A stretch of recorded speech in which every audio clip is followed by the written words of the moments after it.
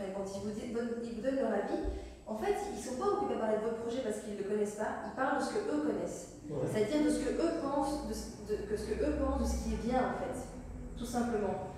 Et donc, à partir de là, c'est juste se rendre compte qu'en fait, c'est ce que j'ai dit juste avant, c'est qu'on ne peut pas les changer dans le sens où on peut essayer d'influencer, on peut parler positivement, on peut faire plein de choses, mais c'est quand même eux, finalement, qui ont ce libre arbitre, et tant mieux d'ailleurs, de choisir ce qui leur correspond ou pas. Donc, la clé dans ces cas-là, c'est si par exemple vous avez un projet qui vous tient à cœur et que vous savez que votre entourage va vous soutenir pour ça, ben c'est de ne pas leur en parler en fait, tout simplement. Et c'est d'y aller. Le pouvoir de l'entourage, ça veut dire quoi?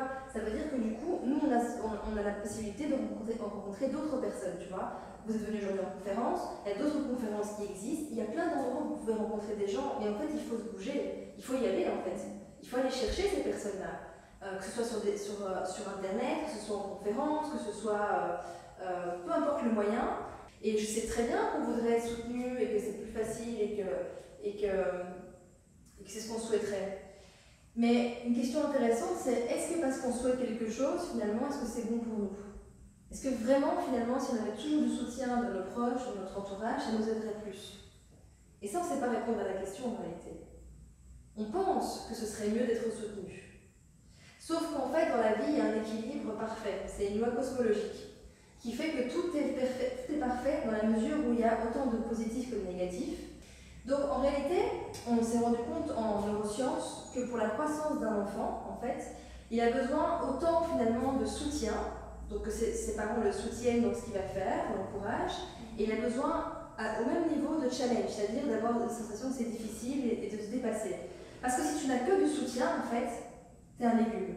Tu ne peux pas en fait développer la confiance en toi, développer même le simple fait de marcher en fait, l'autonomie, tu es très limité. Les gens par exemple qui ont été très soutenus dans leur entourage quand ils étaient enfants, souvent ce sont des gens qui ne sont pas forts en fait par après, qui ont une forme de fragilité, je dirais.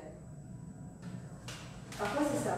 Quand tu es trop soutenu, en fait, on ne te laisse pas finalement t'exprimer, te casser la figure en fait. C'est comme un enfant, il a besoin de tomber 2000 fois pour apprendre, en moyenne apparemment, 2000 fois pour apprendre à marcher. Et si l'enfant, en fait, chaque fois tu ne le laisses pas tomber, tu le remets, qu'il n'a pas l'occasion d'apprendre à marcher, peut-être qu'il ne marchera jamais en fait.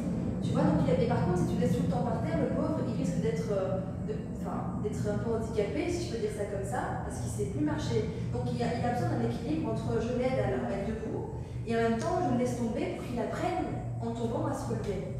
Et c'est exactement la même chose pour nous. On a besoin autant finalement d'avoir du soutien des personnes et autant de challenge. Et en réalité, c'est équilibré.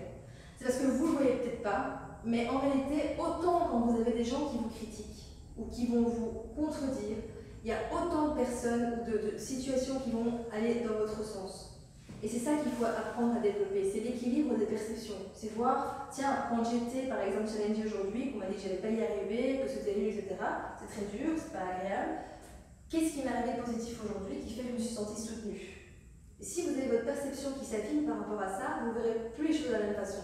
Parce qu'en réalité, c'est pas ce qu'on vit en fait qui est important, c'est la perception des choses.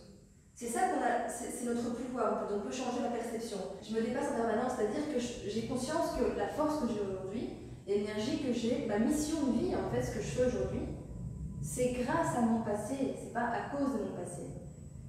C'est parce que j'ai vécu toutes ces difficultés qu'aujourd'hui j'ai l'énergie pour faire ce que je fais et que je suis passionnée par ça.